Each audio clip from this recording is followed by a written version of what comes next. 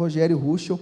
Nesse livro, ele trata do branding, mas de produtos regionais, locais, típicos, de denominação de origem. Então, para o professor Ruschel, eu queria que ele falasse um pouquinho sobre a questão de como que ele vê o branding no Brasil, mas desse ponto de vista das marcas locais, regionais, enfim.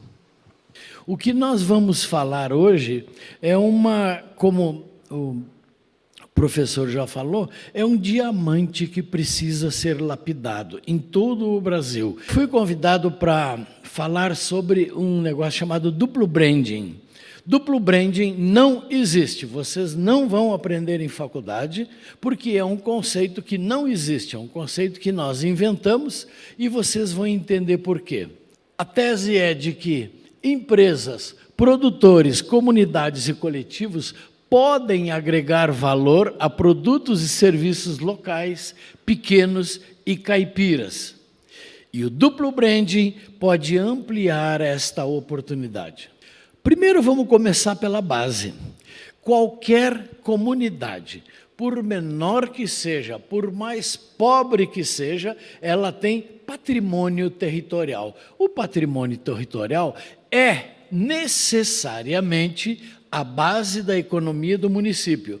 Ninguém consegue fazer dinheiro num município com coisas fora do município. Se é turismo, que ele vai importar dólares ou reais, o cara tem que vir ao município. Se é uma produção, ele tem que produzir e vender. Então, tem que ser no município. E a pandemia mostrou para a gente que a principal recurso da comunidade sempre foi, mas valorizou-se muito mais, é o patrimônio coletivo, territorial e comunitário, das pessoas e do território. A campanha, lembra? A campanha começava assim, prefira o comércio local. Não, a campanha deve ser, prefira o produto local no comércio local. Muito bem, aí dá uma olhada só quais são os perfis, os tipos de patrimônio. Patrimônio produtivo, terras, plantios, maquinaria, infraestrutura, processos, aquelas coisas que a gente não considera um patrimônio, elas são sim um patrimônio, vocês vão ver alguns exemplos. Patrimônios naturais, aí sim, se você tiver uma cachoeira no município, é uma atração turística. Sim, mas é mais do que isso. O solo, o terroir. Vocês já ouviram falar do terroir? Terroir de vinho, terroir de queijo, terroir de frios, terroir de chás. Terroir é o conjunto de características do solo, do clima, da temperatura, que permitem que determinado produto agrícola tenha uma especificidade no lugar onde ele é plantado. Dependendo do tipo de solo ou do tipo de clima, é um tipo de resultado. Frutas, uvas, etc. e tal. O leite do queijo, tá? Eu vou contar histórias. Minerais, fauna, flora, água, ambiente natural, cachoeira, montanha. Na Serra da Mantiqueira, em São Paulo, tem a Pedra do Baú. Se vê de longe, a Pedra do Baú atrai turistas assim numa área de cerca de 200 quilômetros quadrados, porque dá para ver de longe e dá para escalar, dá para ir lá. Uma pedra, um morro. Outros patrimônios são intelectuais, que é o saber fazer, o conhecimento e as experiências, e a criatividade. E ontem nós falamos aqui da indústria criativa. Temos também os patrimônios culturais, como a história, o acervo construído, a arquitetura construída. Tem um prédio antigo no centro da cidade, e esse tem uma história. Se você não contar a história, ele não tem valor agregado à história dele, ele é apenas um monte de tijolos. Sociais, todos esses patrimônios podem gerar produtos e turismo com identidade. E aqui, você tem, eu vou ter que ir até ali, o que é um produto com uma identidade territorial? Aqui desse lado, nesse bloco, estão as características regulares, convencionais de um produto. cor, sabor, formato, tamanho, aroma, som, tato, a localização, são os fatores, os elementos sensoriais de um produto. Por exemplo, um produto produzido na Turquia, que é comprado num supermercado de Lages, ele vai ter cor, sabor, formato, tamanho, tudo é tudo turco, tá? No entanto, este produto turco, originalmente, como os produtos territoriais, eles têm elementos territoriais que são agregados aos elementos sensoriais.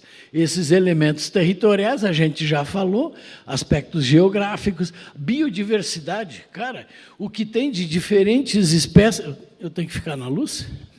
Diferentes espécies, né, de coisa. O Brasil descobriu há 10 anos atrás uma fruta chamada açaí. É a única fruta brasileira que está à venda em quase todos os países europeus. É uma coisa impressionante. Em apenas 10 anos, o açaí tem lojas inteiras vendendo coisa na Alemanha, na França, na Suíça. Açaí, tá? Aspectos econômicos, históricos, políticos, sociais, aspectos simbólicos. Se não der para acompanhar, tem no livro, tá? Aparentemente, ainda tem alguns exemplares do livro ali. Estes elementos sensoriais que todo produto tem, com estes elementos chamados territoriais, criam um diferencial em um produto, porque eles se somam, criam um produto, um diferencial de marketing. E eu vou dar alguns exemplos. Cervejas, eu estou dando pequenos exemplos de uma economia de produtos baseados em patrimônios do território. Cervejas artesanais. A cada dia tem mais gente produzindo cerveja artesanal de qualidade. É tanta cerveja que provocou reações dos grandes produtores. Um exemplo, cervejas produzidas localmente tomaram o espaço da coisa. Em Campos do Jordão, tem uma chamada Baden-Baden, ficou tão boa, tão grande, e a Ambev não vendia mais cerveja na região, que a Ambev foi lá e comprou a cervejaria. Bom, aqui está ruim de ler, mas eu vou tentar ler. O que eu quero dizer é o seguinte: a França é o maior produtor mundial de perfume, ok? Para produzir perfume, ela tem que ter essências. Uma dessas essências é essa plantinha aí que se chama... Tá. Aí os caras plantam para fazer essência. Eles vão colher e vender para a indústria de perfumaria. Só que eles descobriram que quando ela está em flor, atrai um monte de turista. Aí começaram a vender o turismo. Lua de mel na Provence, amizade na Provence, etc. e tal. Aí deu tanto certo que regiões vizinhas e países vizinhos começaram a copiar. Aí eles introduziram mais um elemento baseado no território, no patrimônio francês. Começaram a fazer desfile de moda no meio das florzinhas coloridas. Então, aqui, eles têm, a indústria da perfumaria. 2, a indústria do turismo. 3, a indústria da moda. Vocês têm uma ideia de quanto que vale essas 3 indústrias juntas? Bilhões. A do turismo é a maior do mundo e assim vai. Outro exemplo. Tá, mas o meu município é muito pobrezinho, a gente só cria ovelha. Perfeitamente. Essa aqui, alô, portugueses, adivinha de onde? Serra da Estrela, Portugal. Ok, pequenos municípios que vendem, claro, eles criam ovelhas. Eu não quero fazer maldade, tem gente que vai ficar mais sensível, eles vão comer as ovelhas, tá? Mas, por enquanto, elas estão vivinhas, tá? Sabe o que eles vendem, além da carne, e da lã, e do leite, e do queijo? Eles vendem, seja pastor por um dia. Eles vendem uma experiência turística baseada numa atividade econômica que tem mais de 3.000 anos. E é numa comunidadezinha, ó, desse tamanhozinho, deve ter 700 moradores. Por favor. Bom, Rio Grande do Sul vive, o turismo da Serra Gaúcha vive da tradição italiana. Bom, claro, é óbvio, mas está cheio de locais que têm tradição e não vivem disso, não dão valor. Então, eu estou mostrando, nós estamos falando de 4,5 milhões a 5 milhões de turistas por ano. Quando o turista vai lá, sabe o que ele faz? Ele come lá, ele dorme lá, ele gasta lá, ele vai no balcão, ele compra e leva para casa. Ok? Tem uma cidadezinha fantástica, chamada Reguengos de Monsaraz, que fica perto de Évora, ou Évora, fica perto de Reguengos de Monsaraz, no Alentejo português. E entre as muitas coisas que tem para vender lá, descobriram que dava para ganhar dinheiro olhando estrelas. Foi criado lá um centro de turismo, astroturismo, que já ganhou uma cacetada de prêmio, que já ganhou uma certificação da NASA e da Unesco e que está exportando o conceito. Então, atenção, não tinha nada para fazer. O cara deitou, olhou para o céu e disse, puxa vida, quanta estrela. Aí alguém diz, vamos ganhar dinheiro com isso? Vamos. Então, você toma um vinho fantástico, com uma programação fantástica, bom, claro que eles têm equipamentos, tem um fotógrafo absurdamente premiado no mundo inteiro que está aí. Eu fiz uma pesquisa, um centro de pesquisa de não sei o que aqui do Brasil, mais de 120 municípios brasileiros poderiam ter essa atividade do astroturismo imediatamente, ok? Quando eu digo é o seguinte, tem profissional para isso, tem equipamento para isso e tem estrelas. Ok?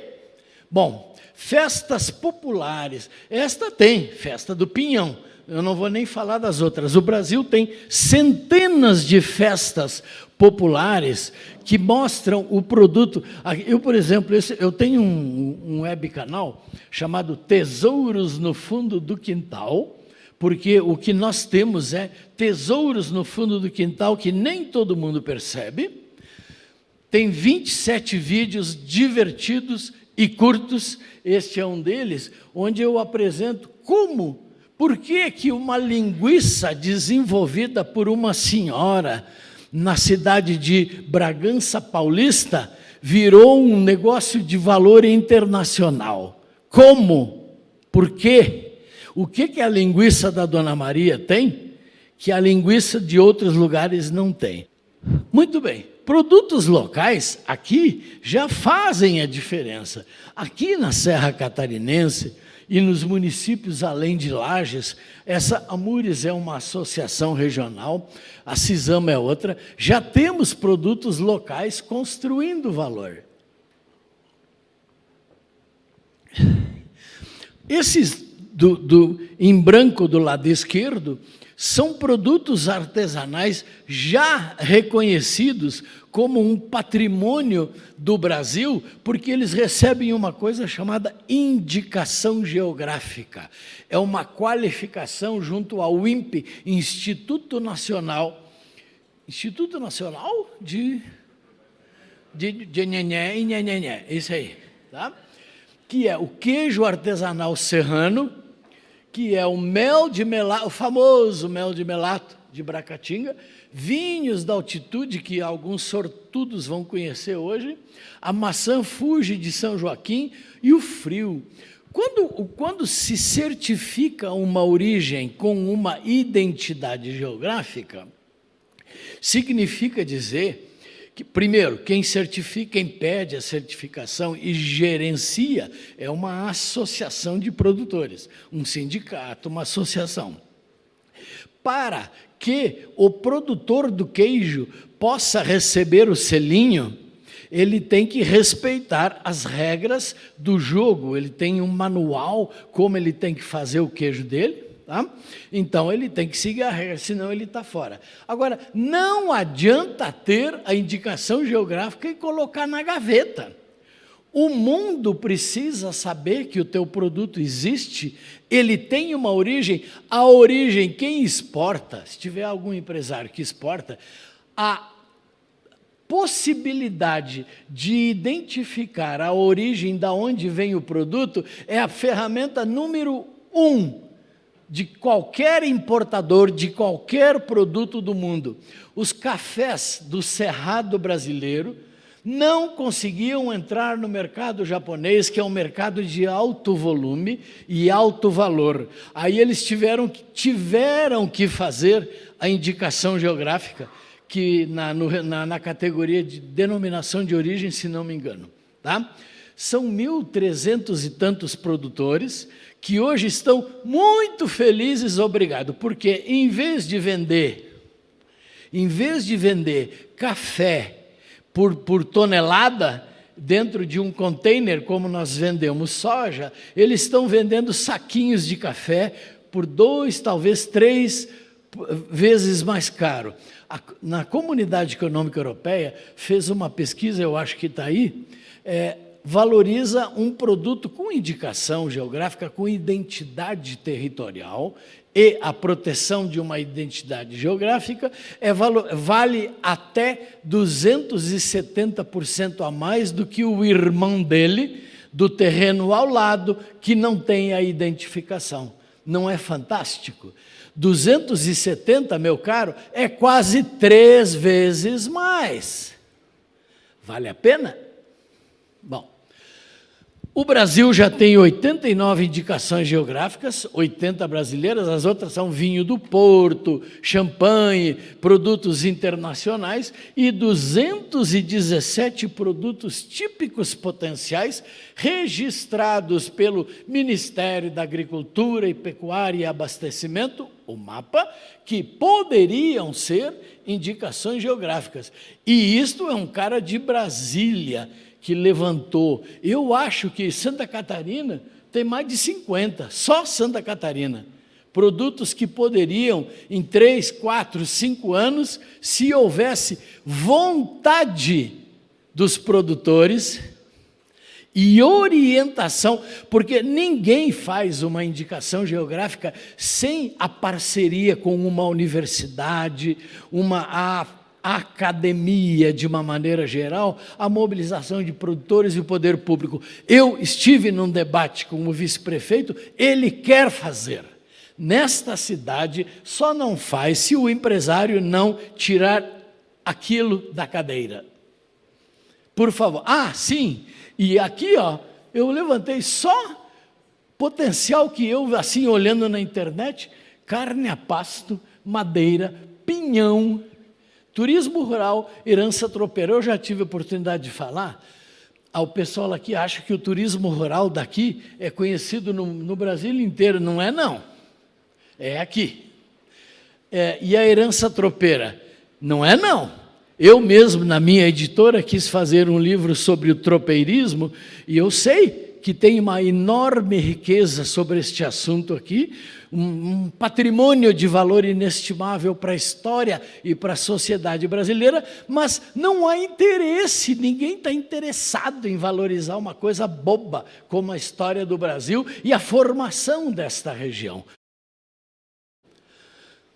Acham que não dá dinheiro. Agora vem um negócio, vamos falar agora sobre marketing.